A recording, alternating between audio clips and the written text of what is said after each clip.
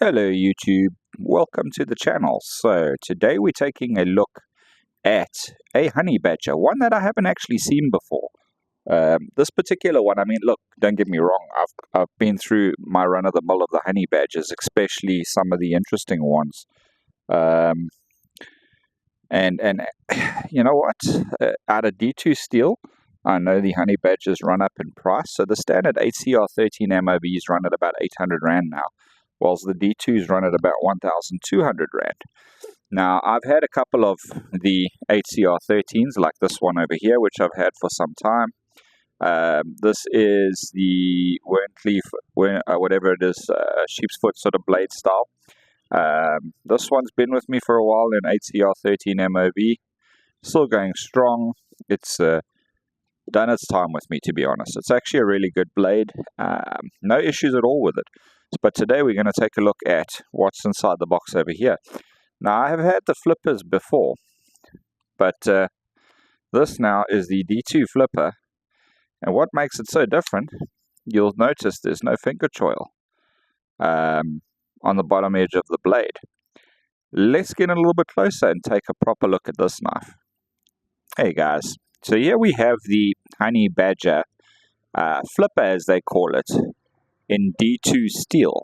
Now, this is an interesting knife in many aspects, one of them being the fact that it no longer has the finger choil. So you cannot get your finger up front there because you're going to cut yourself.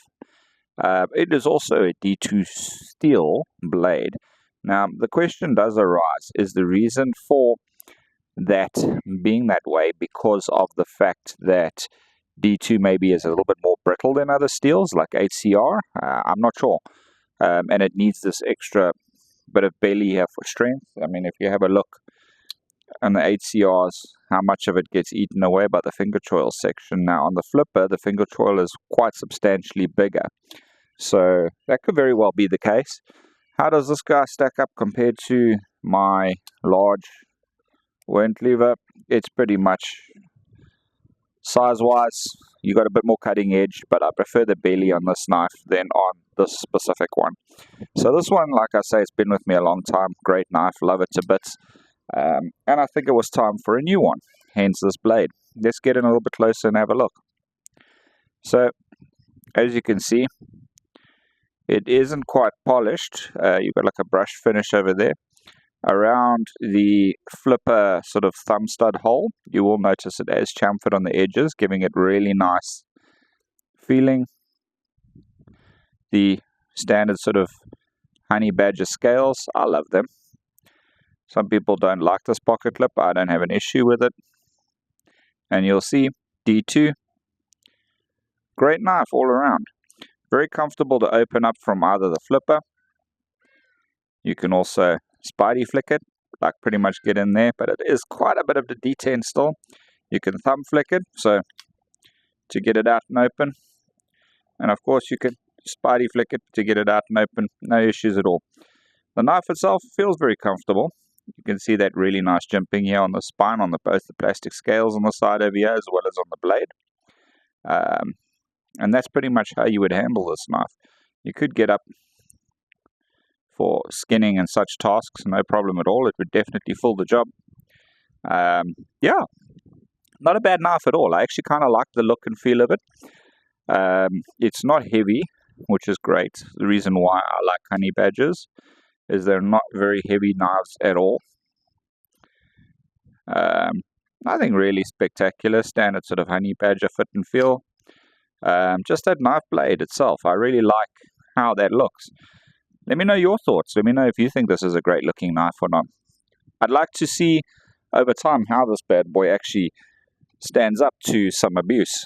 Let's quickly do a cut test. Let me just grab a piece of paper here, and we can do a bit of a cut test and see how it works out.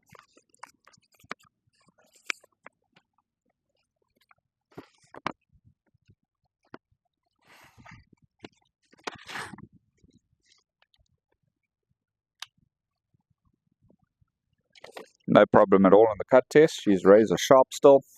I do believe this knife was new in somebody's collection, just never really used. So yeah, really cool. I like it. Let's see how this bad boy rides in the pocket. So just in the pocket, she does go in quite nicely. It is a deep pocket clip, so it does disappear. You can see the pocket clip itself with a little Honey Badger logo. No issues at all there. Removal from the pocket, no issues at all, and you're ready to go. Sorry for the shadow here. So just to conclude, I think Honey Badger make a brilliant knife for what you spend. And I've got no issues with their quality control, etc. How their knives are made. As I said, I've had a few Honey Badgers over the years, and I've never actually experienced any issues with them.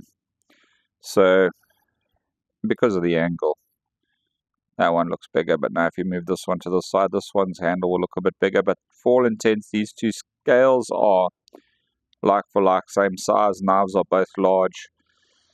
Yeah, what is there to say about Honey Badger? Great budget knives, really good quality for what you spend, and I have something that I like about blue knives. I don't know what it is exactly, but yeah, I enjoy them. Guys, thank you for watching. Let me know your thoughts on these Honey Badgers, and of course, I will share some information about them in the description, as well as links on where to acquire them. And yeah, guys, have a lacquer week, and until next time, take care.